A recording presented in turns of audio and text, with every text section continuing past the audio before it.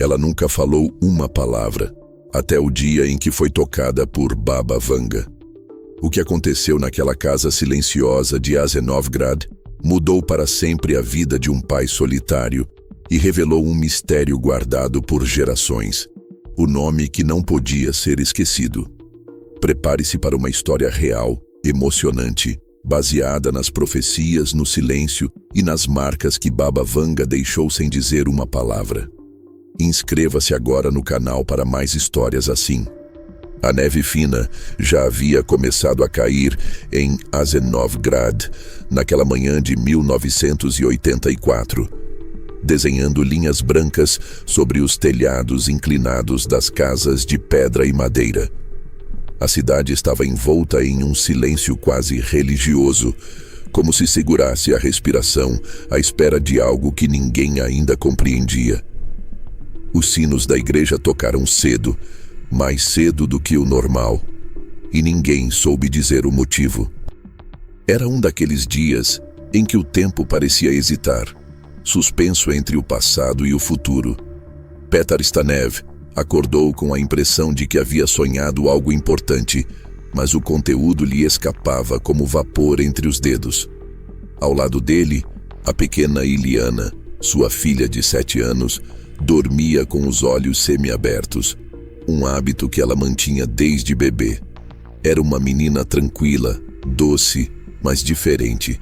Ela nunca havia falado uma única palavra desde que nasceu. Os médicos de Plovdiv a haviam examinado, feito tomografias, testes auditivos, avaliações psicológicas. O diagnóstico era inconclusivo. Ela está fisicamente bem, diziam, mas há um bloqueio emocional profundo.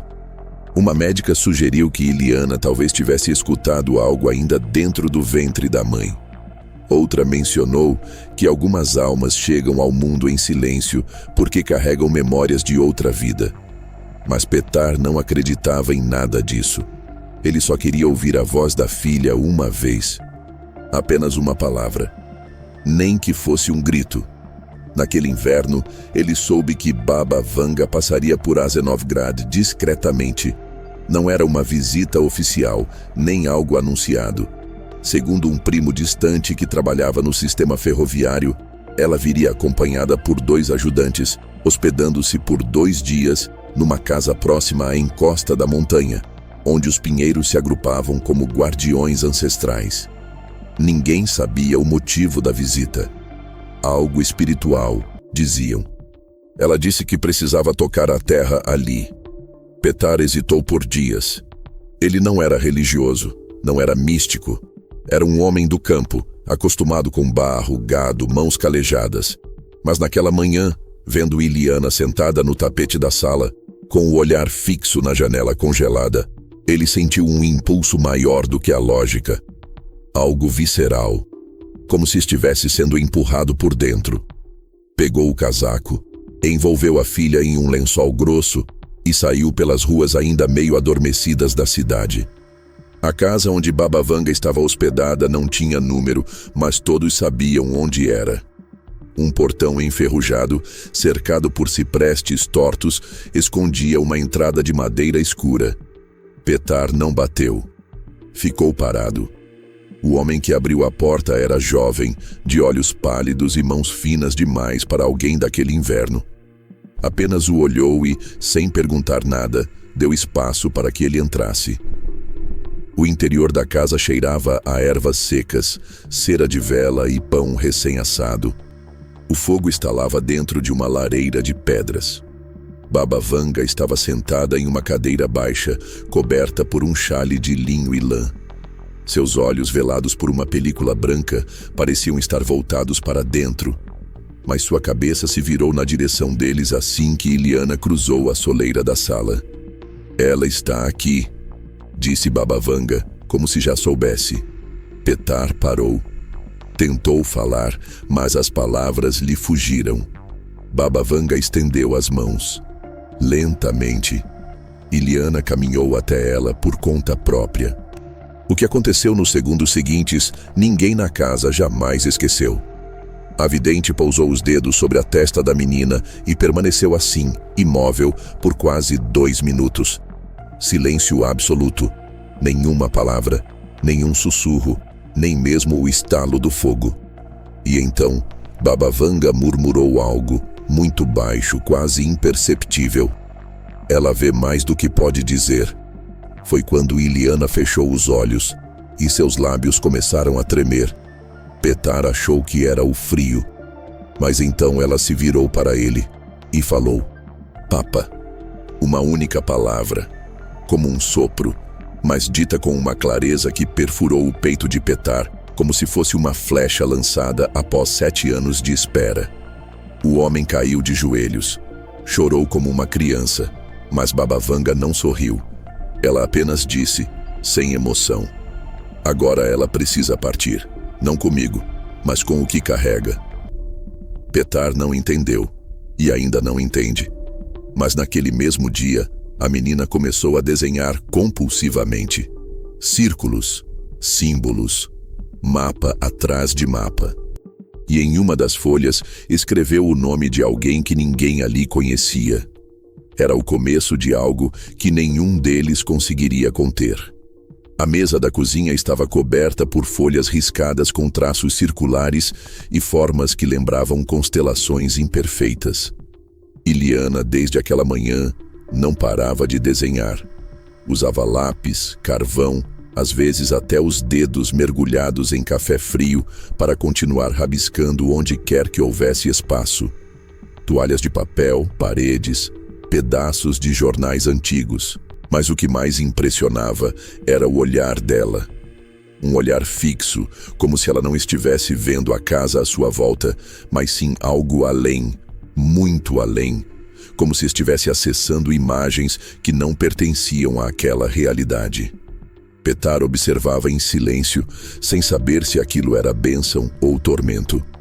Nos primeiros dias, tentou mostrar os desenhos a pessoas próximas, um padre da cidade, um antigo professor de geografia, até mesmo um policial amigo de infância. Todos olhavam franzindo a testa e devolviam com expressões confusas. Ninguém conseguia entender o padrão. Até que uma senhora da igreja, ao ver um dos papéis, empalideceu. Isso aqui se parece com os mosaicos antigos da igreja de São João Batista, disse apontando para uma das curvas desenhadas com carvão. Mas esse detalhe aqui nunca foi mostrado em público. Como ela sabe? Petar levou os papéis até o templo no alto da colina e lá, sob a luz difusa das velas, os monges começaram a perceber que os desenhos de Iliana não eram apenas símbolos aleatórios. Eles correspondiam a detalhes ocultos de afrescos e inscrições esquecidas. Partes que haviam sido encobertas ao longo dos séculos. E em uma das folhas, escrita com uma caligrafia infantil mas incrivelmente firme, lia-se uma frase em eslavônico antigo: "A voz do silêncio guarda o portão da verdade." A partir desse momento, começaram as visitas. Carros de Plovdiv, Varna, até mesmo Sofia, passaram a estacionar discretamente na rua onde vivia Petar. Homens de terno, mulheres com crucifixos pendendo do pescoço e também outros, silenciosos demais, observadores demais, que apenas olhavam a menina, pegavam cópias dos desenhos e partiam sem dizer palavra. A polícia local chegou a bater na porta em uma manhã cinzenta. Disseram que estavam apenas checando alguns boatos. Mas as perguntas eram estranhas demais. Sua filha assiste televisão. Ela já teve contato com livros de arquitetura antiga. Alguém da sua família já esteve na Grécia Oriental. Petar começou a se incomodar. Mais do que isso, começou a ter medo. Na quarta noite, acordou com um barulho de passos no porão. Desceu com uma lanterna e encontrou Iliana sentada no chão frio, envolta apenas em um cobertor, desenhando com giz branco sobre a pedra. O desenho era um círculo dentro de outro círculo, com símbolos que pareciam olhos abertos. "Iliana", sussurrou ele. "O que é isso?" A menina respondeu sem olhar para ele. "Eles estão olhando." "Quem?" Ela ergueu os olhos lentamente. Não havia medo ali. Havia algo mais velho. Algo que não pertencia à voz de uma criança. Os que dormem debaixo da cidade. No dia seguinte, Petar voltou à casa onde Baba Vanga havia ficado hospedada. Queria respostas. Mas ao chegar, encontrou apenas ruínas. A casa fora evacuada como se tivesse sido desmontada por dentro. Nenhum sinal da vidente, nenhum dos homens pálidos, nenhum vestígio do fogo na lareira. Apenas um objeto no centro da sala vazia. O gravador de fita antiga que ele lembrava ter visto sobre a mesa, dias antes. Dentro, uma fita, sem etiqueta. Petar levou para casa e colocou para tocar. No início, apenas chiado. Depois, uma voz baixa, cansada, sussurrando em búlgaro com sotaque do sul. Se você está ouvindo isso, é porque a menina começou a escutar. A voz era de Baba Vanga. Ela verá coisas que outros não podem, mas não está sozinha. Há algo nela que precisa ser guardado e algo que precisa ser libertado. A fita terminou com um silêncio estranho. Mas antes de parar, um sussurro quase imperceptível escapou. Quando a água subir em Azenovgrad, vocês saberão que o tempo chegou. Na manhã seguinte, um deslizamento bloqueou o rio Chepelarska, causando uma elevação súbita no nível das águas que atravessam a cidade. Foi manchete nos jornais locais, mas para Petar, aquilo não foi acidente, foi o sinal. E no meio disso tudo, Iliana desapareceu por uma noite inteira. Apenas deixou sobre a mesa um único bilhete, escrito com perfeição. Eu preciso ir até onde os olhos apontam. Petar percorreu cada rua de Azenovgrad, subiu os becos, gritou por entre os muros do mosteiro de Batkovo, implorou por informações nas praças, mas ninguém havia visto Iliana naquela noite. O pânico foi silencioso, frio, paralisante. Ele já havia perdido a esposa 7 anos antes, durante o parto que trouxe Iliana ao mundo. Agora, perder a filha seria o fim definitivo do que restava de si. Ao retornar para casa, exausto, o pai encontrou a porta entreaberta. Dentro, o cheiro era diferente. Algo como madeira úmida misturada a incenso antigo. No centro da sala, havia uma marca no chão. Um semicírculo desenhado com pó de tijolo e sal. E dentro da marca, apenas uma coisa: a fita cassete que ele jurava ter deixado trancada dentro do armário. Recolheu o gravador com as mãos trêmulas e pressionou o botão novamente. A mesma voz. Baba Vanga. Se ela já saiu, não tente impedir, o lugar a chama. Houve uma pausa. Mas siga os mapas, eles apontam para as pedras. Petar entendeu imediatamente. Correu até o baú onde havia guardado todos os desenhos da filha. Separou os que tinham símbolos repetidos, os olhos duplos, os círculos em espiral, as linhas cruzadas. Um padrão se formava, embora imperfeito. E no centro de tudo havia um lugar claramente reconhecível. A trilha esquecida entre Azenovgrad e o desfiladeiro de Chervenata Stena. Um caminho que ninguém mais usava desde o colapso da Ponte Velha, anos atrás. Partiu antes do amanhecer, munido apenas de uma lanterna, um mapa improvisado costurado com fitas adesivas e esperança. A neblina era espessa como algodão molhado. O silêncio era absoluto. Nem os pássaros cantavam naquela madrugada. Depois de quase 3 horas de caminhada, os sinais começaram a aparecer. Pedaços de tecidos infantis presos em galhos, marcas de pés pequenos no barro, fragmentos de papel com desenhos encharcados. Petar acelerou, subiu por entre as pedras e então viu. No meio da clareira encoberta por pinheiros retorcidos, Iliana estava sentada de costas para ele. Diante dela, uma formação rochosa em arco, natural, mas com marcas escavadas que não pareciam obra do tempo. Ela falava com alguém, mas não havia ninguém ali. Petar se aproximou lentamente. A voz da filha era baixa, sussurrada, Mas Clara, eles não esquecem, eles esperam. Iliana, ele gritou apavorado. Ela se virou. Havia algo nos olhos dela. Não era medo, não era dor, era consciência. Papai, disse com calma, eles me mostraram, mas não consigo explicar. Petar correu até ela, a abraçou com força. A pele da menina estava fria como a pedra, mas ela o olhou nos olhos. Eu vi todos, as vozes, os nomes, os que se perderam. Que vozes, filha? Ela hesitou, olhou para o céu cinzento. Os nomes que nunca foram ditos em voz alta. Foi então que ele notou as inscrições nas pedras. Centenas de nomes gravados em uma caligrafia irregular. Alguns em búlgaro, outros em línguas que ele não reconhecia. Mas um deles o paralisou. Victoria Staneva. O nome de sua esposa, morta no parto. Mas, ali? Isso é algum tipo de memorial? Perguntou a si mesmo, tocando as letras. Como? Iliana tocou o centro da rocha, e ela se moveu. Não foi um tremor comum. O chão pareceu respirar, como se houvesse algo abaixo. Uma estrutura, uma cavidade. Eles me chamaram, sussurrou ela. Disseram que eu fui escolhida porque fui tocada. Naquele instante, o céu se abriu em um estrondo, não de trovão, mas de algo mais grave, profundo, como um lamento.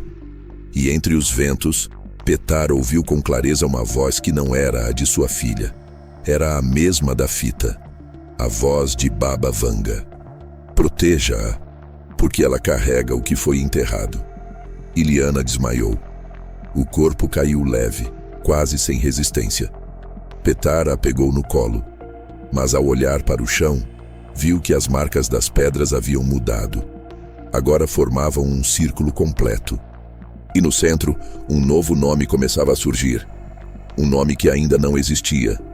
Iliana Vangova.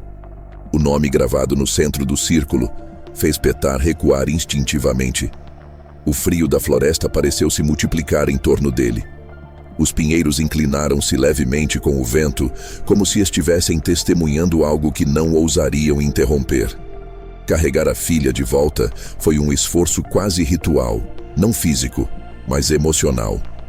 Cada passo parecia mais pesado, como se algo na floresta tentasse retê-los. E mesmo inconsciente, Iliana murmurava palavras que ele não entendia. Línguas que soavam antigas, com sons guturais e pausas métricas, como preces ou comandos esquecidos. Na entrada da cidade, o céu estava mais escuro do que deveria. E não era apenas nuvem. Era uma penumbra que parecia nascer do chão. A casa deles estava intacta, mas havia sido revirada. A porta escancarada, gavetas abertas, desenhos rasgados. Havia marcas de passos molhados no chão. Alguém estivera ali. Várias pessoas. Homens grandes, botas pesadas. Mas nada havia sido levado. Apenas os papéis, os desenhos. Petar deixou Iliana dormindo coberta no sofá e passou a madrugada queimando o que restou dos símbolos que não reconhecia. Em silêncio, tremendo, com as mãos firmes apesar do terror. Precisava proteger a filha, mesmo sem saber do que. Na manhã seguinte, Iliana acordou. Mas não era a mesma. Ela parecia mais velha. Não no rosto. Ainda era a mesma menina de 7 anos, mas nos gestos, nos olhos. Sentava-se ereta, falava pouco, mas quando falava, não havia hesitação. A primeira frase que disse ao despertar foi: eles apagaram os nomes, mas não conseguiram apagar as vozes. Durante as semanas seguintes, ela passou a escrever compulsivamente. Não mais desenhos. Agora eram nomes, datas, frases curtas, sempre o mesmo padrão. 3 palavras por linha, sempre com a primeira em letra maiúscula. Petar tentou ignorar, mas quando viu o próprio nome entre as anotações, algo dentro dele quebrou. Petar Stanev. Dezembro. Lembrar. Lembrar o quê? A resposta veio 3 dias depois, quando uma mulher idosa bateu à sua porta. Vestia-se de negro, Usava um lenço bordado com símbolos geométricos e carregava consigo um caderno de couro gasto. Baba Vanga me enviou, disse, antes que ele pudesse dizer qualquer coisa. Ela sabia que o momento viria e me entregou isso com uma única instrução. Somente entregue se a menina falar o nome que está nas pedras. Petar a fitou incrédulo. Você está dizendo que tudo isso foi previsto? Não previsto, corrigiu a mulher. Preparado. O caderno continha registros, textos antigos, anotações sobre pessoas que haviam renascido com o toque, histórias sobre crianças que haviam despertado dons após um contato com a vidente. Algumas viam cores que ninguém mais via. Outras ouviam sons sob a terra. Uma, dizia-se, conseguia encontrar ossos de mortos desaparecidos há décadas, apenas encostando na terra. Mas Iliana era diferente. Ela não apenas percebia, ela carregava algo. Na última página do caderno, escrito em tinta vermelha, uma frase destacava-se como um aviso final. Ela é a guardiã do nome não dito. No mesmo dia começaram os fenômenos. Velas acendiam sozinhas. Espelhos embaçavam mesmo sem vapor. Uma vez, durante o jantar, o rádio sintonizou sozinho em uma gravação antiga da própria Baba Vanga, uma que Petar nunca ouvira antes, dizendo: quando a menina olhar pela janela e não enxergar o reflexo da cidade, vocês saberão que é hora de levá-la ao lugar do silêncio. Petar ignorou. Tentou manter a rotina. Levava Iliana à escola, buscava, sorria. Mas por dentro, um pânico crescente se formava, como uma onda escura pronta para engolir tudo. E então, numa tarde cinza, ela olhou pela janela da sala e disse: a cidade sumiu. Ele correu até ela. Do lado de fora tudo parecia normal, mas quando olhou para o vidro, não havia reflexo, nenhuma imagem, apenas escuridão. Atrás deles, a fita voltou a tocar, sozinha. Leve-a para Hila, dizia a voz. Ao monastério, ao sino quebrado. Lá o nome será dito. E o ciclo começará de novo. Petar sabia que não podia adiar mais. Na manhã seguinte, antes do sol nascer, colocou Iliana no carro e partiu rumo ao monastério de Hila. O caminho era estreito, serpenteando pelas montanhas nevadas, mas algo os guiava. Uma sensação constante de que estavam sendo esperados, de que tudo aquilo, as pedras, os desenhos, a fita, era apenas o início de algo maior. E quando chegaram aos portões do mosteiro, a primeira coisa que viram foi um homem vestido de preto, parado ao lado da entrada, com as mãos cruzadas sobre o peito. Ele não disse nada, apenas apontou para dentro. No pátio, silencioso e vazio, havia um único sino pendurado, rachado ao meio. E sob ele, em uma cadeira de madeira antiga, estava Baba Vanga, ou algo que se parecia demais com ela. Petar sentiu os joelhos amolecerem ao ver aquela figura sentada sob o sino rachado do mosteiro de Hila. O rosto, parcialmente coberto por um véu branco, era idêntico ao de Baba Vanga como ele se lembrava, mas não podia ser ela. Não ali. Não daquele jeito. O cabelo, embora preso sob o lenço, revelava fios espessos e escuros. Os lábios não se moviam, mas os olhos, cegos, estavam abertos. Iliana permaneceu imóvel por um instante. Depois, soltou a mão do pai e começou a caminhar em direção à mulher sentada. Cada passo ecoava como se pisasse sobre pedra oca. Nenhuma outra alma habitava aquele mosteiro naquele momento, embora as janelas estivessem todas abertas, as velas acesas, e o sino. O sino balançava levemente com o vento, sem emitir som. A mulher ergueu uma das mãos. Lentamente, sem tocar a menina, apenas apontou para dentro da abadia.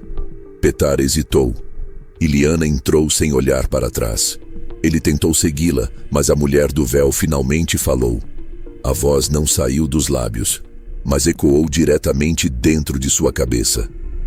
Se entrar agora, Perderá o que resta da sua memória. Ele recuou, em choque. Quem é você?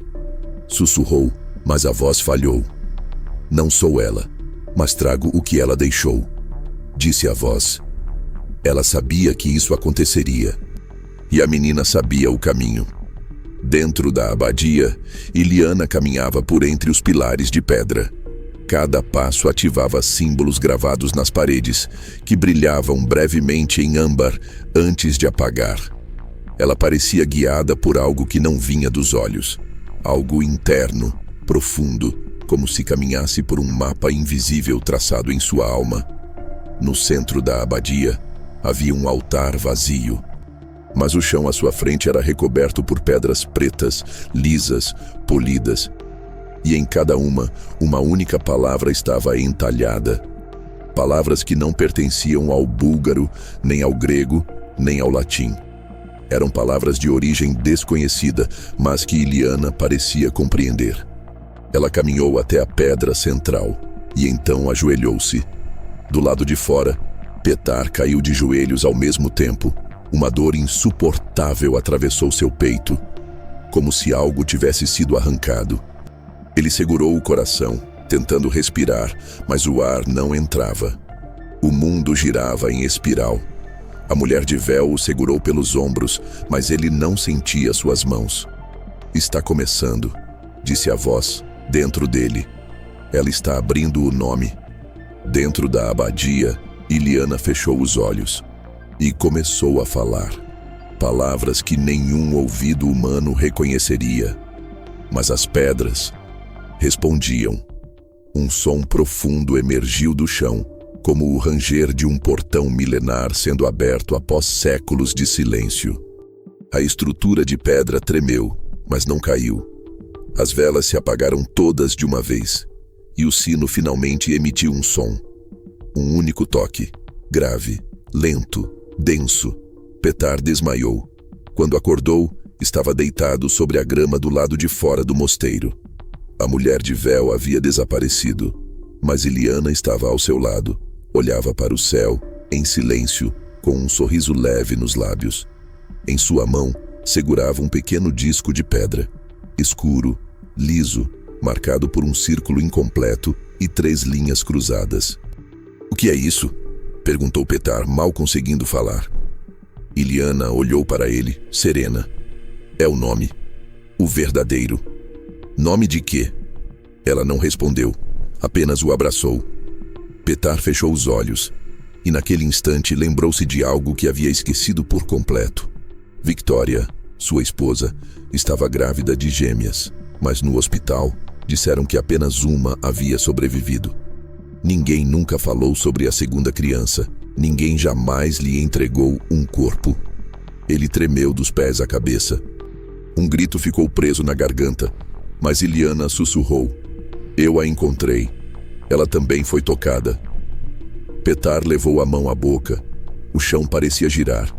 Tudo fazia sentido e nenhum ao mesmo tempo. Onde ela está? Murmurou. A menina olhou para o leste. O sol nascia por trás das montanhas. Em Shumen, esperando, mas não sabe quem é. O nome entalhado na pedra preta agora queimava na palma da mão da criança. E nesse nome, embora ilegível para todos os outros, Petar leu algo que o deixou paralisado. Staneva. 2 vezes. O nome duplicado gravado na pedra queimava como ferro na mente de Petar. Staneva. 2 vezes.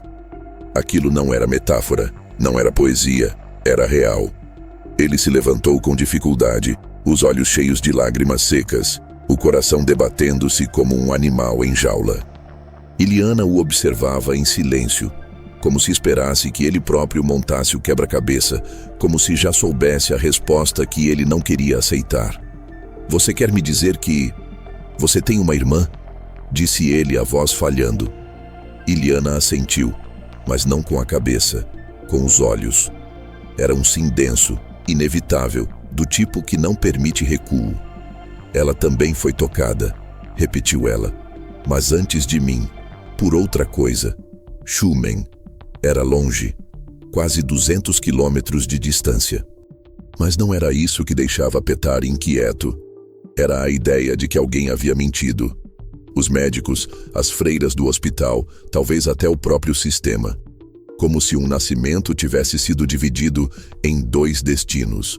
Um mantido, o outro apagado.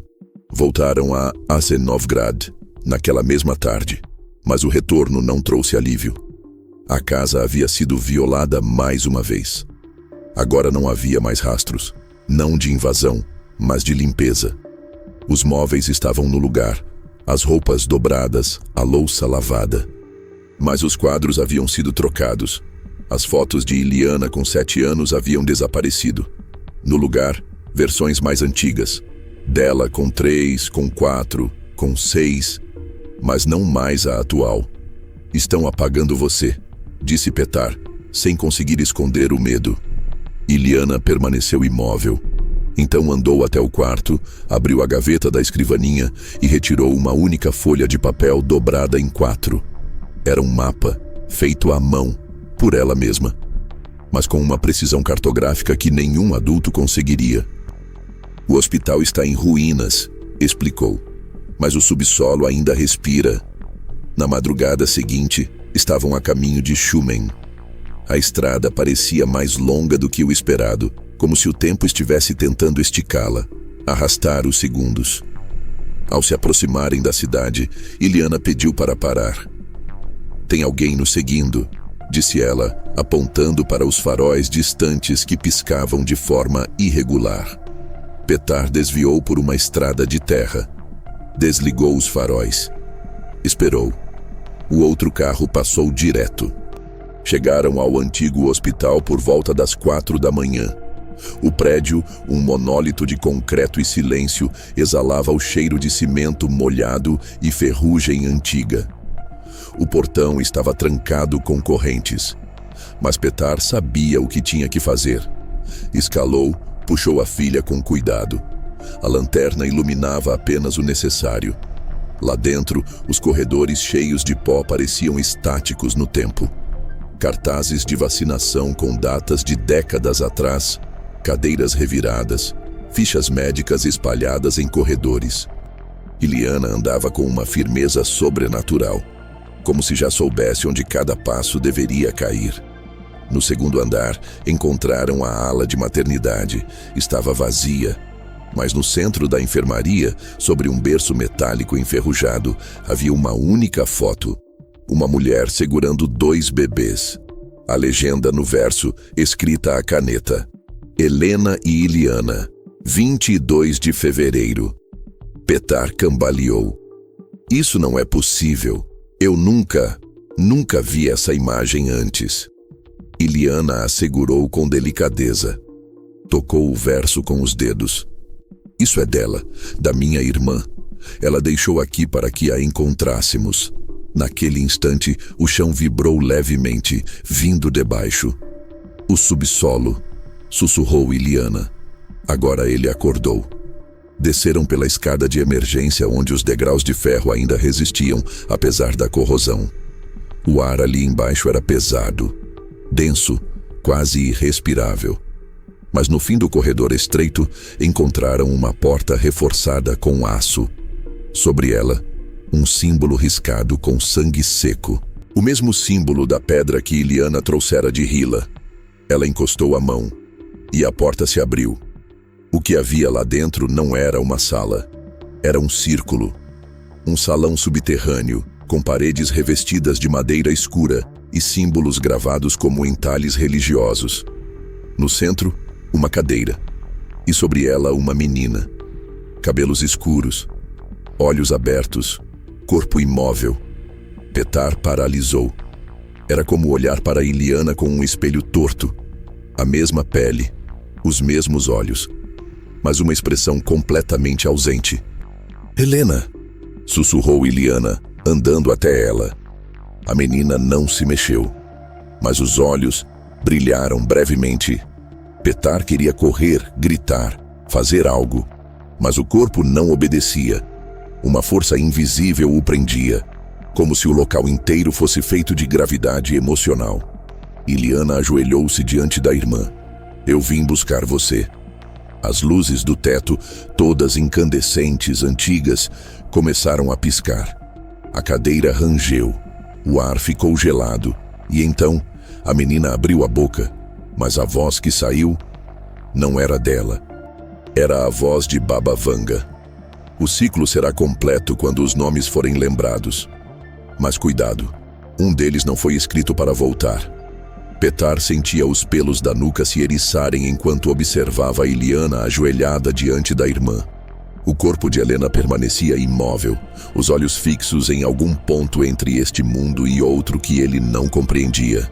Mas a voz que saíra de sua boca, carregando a entonação firme e profética de Baba Vanga, deixara claro: o que estava em jogo ia além da carne, da biologia, até mesmo da explicação espiritual tradicional. Era como se as duas crianças fossem peças-chave de um mecanismo antigo, oculto, que agora voltava a se mover. O nome que não deve voltar, repetiu Petar em voz baixa, sentindo o próprio eco retornar das paredes de pedra do subsolo. Iliana se levantou lentamente com os olhos fixos em Helena. O brilho que pulsava nos olhos da irmã gêmea parecia intermitente, como uma vela prestes a apagar. Mas não era morte. Era outra coisa. Suspensão. Preservação. Como se aquele corpo estivesse esperando exatamente aquele momento. Ela está viva, disse Iliana com uma convicção que arrepiou a espinha de Petar. Mas por que ela está assim? Ele murmurou, quase sem voz. Porque ela ouviu o nome antes de mim, respondeu a filha. E não teve como segurar sozinha. A parede atrás da cadeira se acendeu por conta própria, revelando inscrições circulares, como se camadas de um alfabeto ancestral fossem ativadas pelo som daquelas palavras. Uma frase apareceu no centro da madeira escura, em letras que apenas Iliana parecia conseguir ler. Somente uma pode falar, a outra deve lembrar.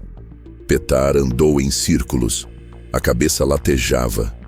Ele tentava juntar as peças com a lógica de um homem comum, mas tudo naquele lugar parecia exigir um outro tipo de leitura, intuitiva, simbólica, talvez até genética. Iliana então se aproximou da irmã e tocou sua testa, do mesmo modo que Baba Vanga havia feito com ela anos antes. Quando o dedo encostou a pele fria de Helena, o ambiente estremeceu com um ruído grave e as luzes pararam de piscar. Um som como o de vento começou a circular o salão subterrâneo, embora não houvesse janelas nem frestas. Vai doer, disse Iliana sem medo. Mas eu vim preparada. Helena soltou um grito mudo. O corpo dela arqueou-se e os braços se ergueram como se puxados por fios invisíveis. E então, de repente, caiu novamente sobre a cadeira, mas agora com respiração. O peito subia e descia, irregular. Petar correu até elas, ajoelhou-se ao lado, colocou a mão sobre o ombro da filha desconhecida. Estava quente, viva. Helena! Ele sussurrou com a voz quebrada. Os olhos dela se abriram lentamente, e dessa vez não havia mais a voz da profetisa. Era apenas a voz de uma menina, rouca, frágil, mas viva. Papai! O som o fez chorar sem controle. 7 anos de silêncio. 7 anos sem saber da existência de uma filha que agora chamava por ele com a voz do fundo do tempo. Mas Iliana não chorava. Ela apenas olhava para a parede, porque novas palavras haviam surgido. O nome oculto foi pronunciado. O que estava preso agora caminha. Petar não viu de imediato. Mas Iliana, sim. Uma sombra vinda do fundo do corredor. Um vulto sem rosto, sem pés. Apenas uma presença escura, densa, que deslizava pelas paredes como se pertencesse ao espaço entre as coisas. Não era um ser humano, e não era espírito. Era a manifestação de tudo o que foi esquecido, abandonado, enterrado com os nomes que ninguém ousava escrever.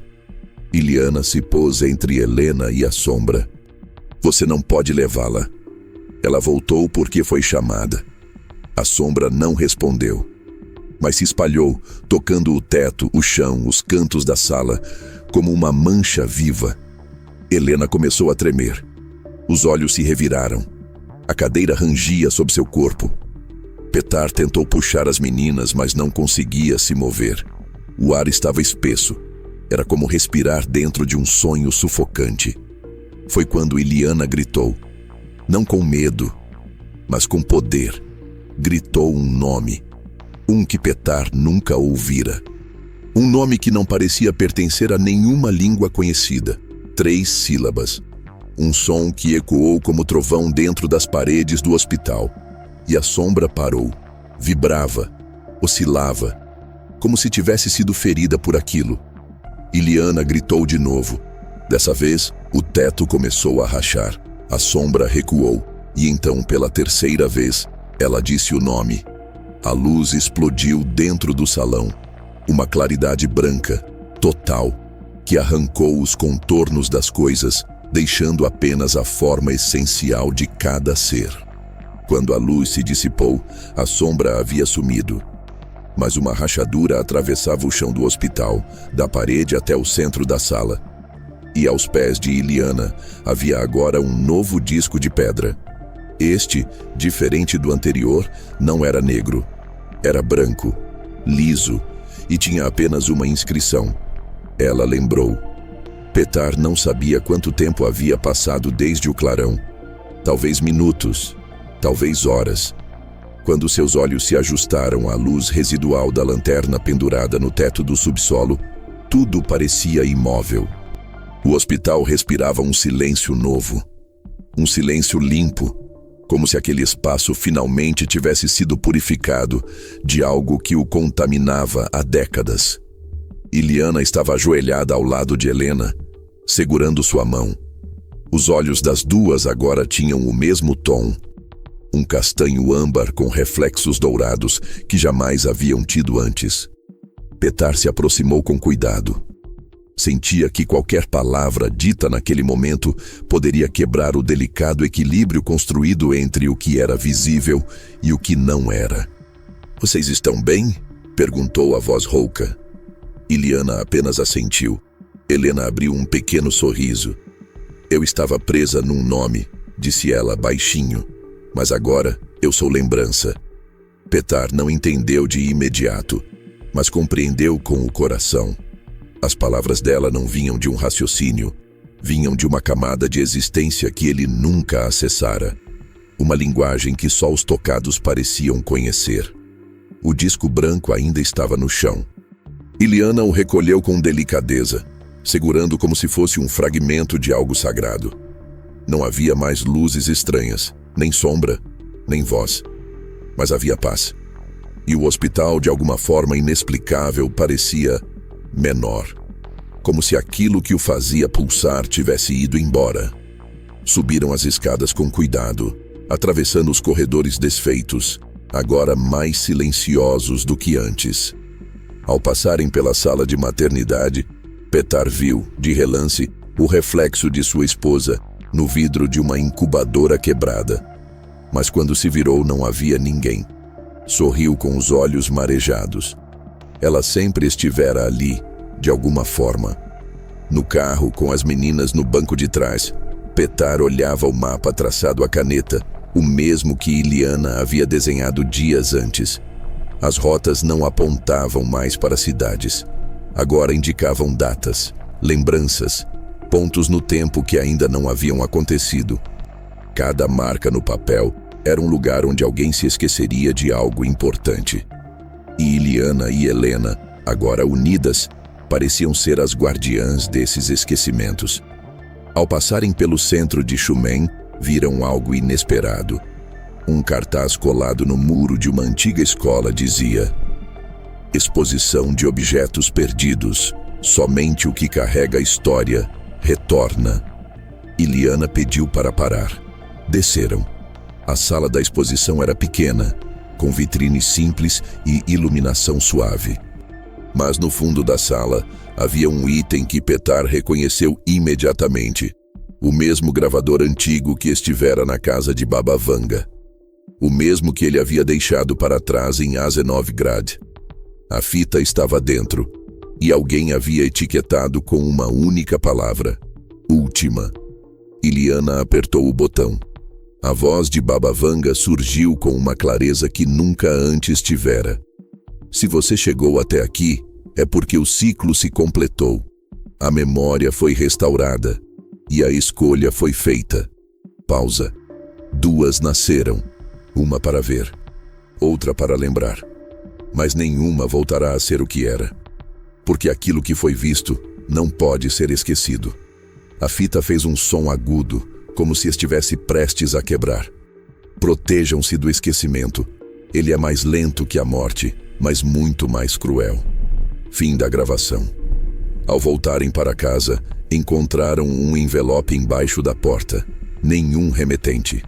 Dentro, apenas uma foto. Era uma imagem antiga. Mostrava Baba Vanga segurando 2 crianças recém-nascidas. Mas o detalhe mais perturbador era o que havia no canto inferior direito da foto. Uma data manuscrita, diferente da que aparecia no verso da foto encontrada no hospital. 2 dias antes do parto.